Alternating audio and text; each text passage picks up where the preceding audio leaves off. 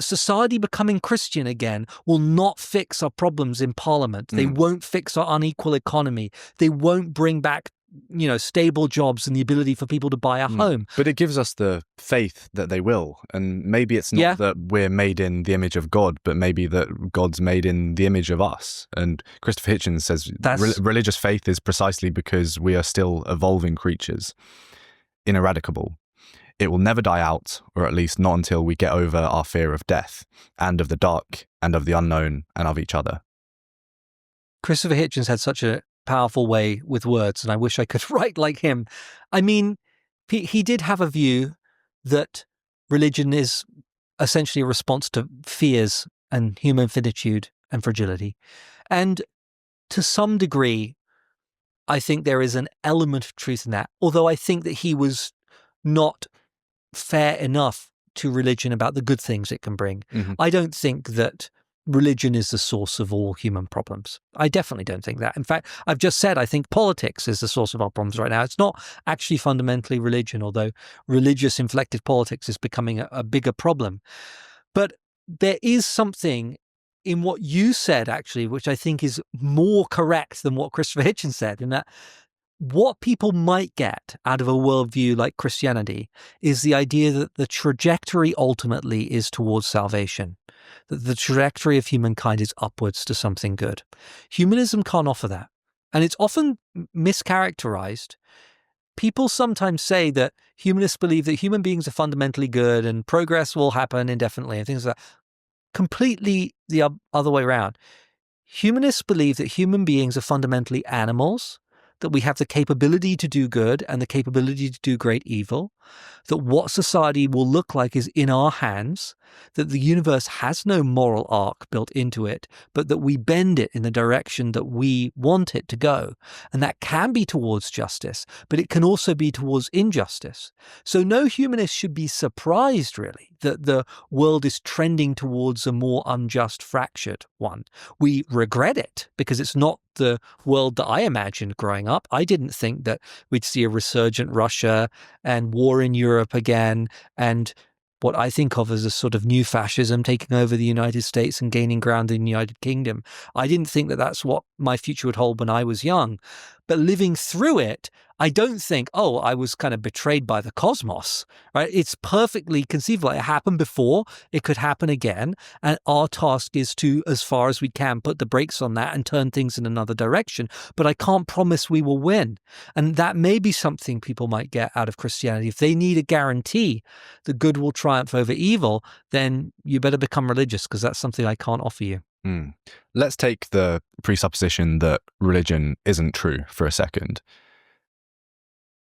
Do you think that humans need made-up beliefs to flourish? No.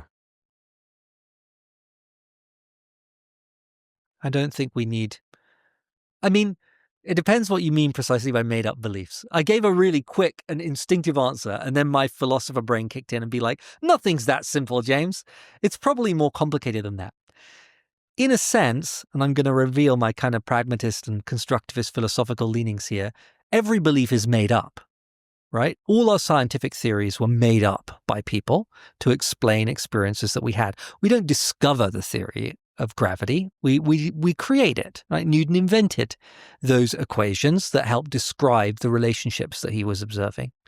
And all our religious narratives are also, from a humanist perspective, they're made up. They're made up by humans. They were written by human beings or constructed by human beings in oral cultures or whatever. And so, in a sense, all of human culture is made up.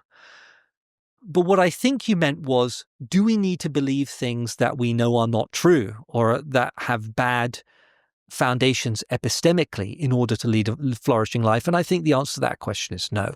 I think that actually we are more likely to live a flourishing life the more true things we believe. I mean, that's the main reason why humanists support seeking the truth, is that we think that it makes us strong, that it makes us able to change the world in ways that benefit us. And if we see the great advances that science has brought about in our longevity, in our health, in our ability to do so many things that we couldn't previously do, it's because we were able to develop truths based on our experiences that have benefited us. So I don't think that some people think that we need a story, even non-religious people. Like, you sometimes get this sense that this is what someone like, I've completely forgotten his name. Who's that guy who spoke at the art conference? He's a British commentator, conservative. He sounds like a vampire. He's gay. Douglas Murray. Douglas Murray, yeah. I always think of him as a vampire, because he's got this voice, No, you're doing him a disservice. Much better than a vampire. Come on. No, vampires can be cool. They're very attractive in a kind of dark and scary way. All right, well, that's how I think of Douglas Murray. So I feel like, Douglas Murray, I sometimes get the sense that he's not religious, but he sort of thinks culture needs religion. I think he calls himself a cultural Christian, and what he struggles with is the truth claim of the resurrection, etc. Yes. So you might think that that's sort of position, and some people express it more explicitly, right? Maybe some people, they can get the benefits of cultural Christianity while knowing it's not true. But for most people, we'll have to convince them it's true to get the benefits of cultural Christianity. I think that's very paternalistic and a rather impolite view of the mass of humanity. I think our task should be rather to help people understand the world better. And I'm not saying that will preclude people believing in God. I'm not saying that people who believe in God are stupid or ill-informed at all. That's not my approach to these topics.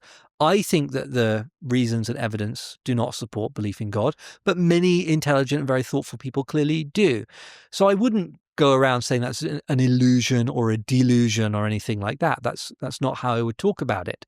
But I would reject the idea that we need to believe in things that we secretly think are false in order to be well. We should pursue the truth, or at least better understanding of our experience, because that will help us. I feel like your concept of the truth clashes slightly with the fact that everything is technically made up. Yeah, it does. I mean, I'm speaking at a very general level. If you go right into the deep philosophy of this, I do have a very unusual view of what the truth is, right? So some people think that truth is out there for us to uncover or find, and our job is to discover it, right?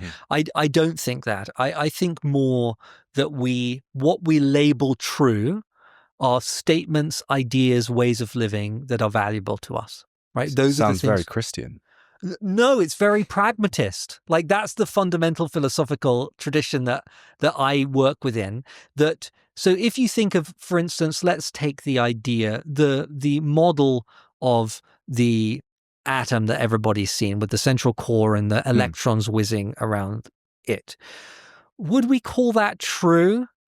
I mean, strictly speaking, at a certain level of analysis, that model breaks down. It doesn't actually accurately describe what is happening.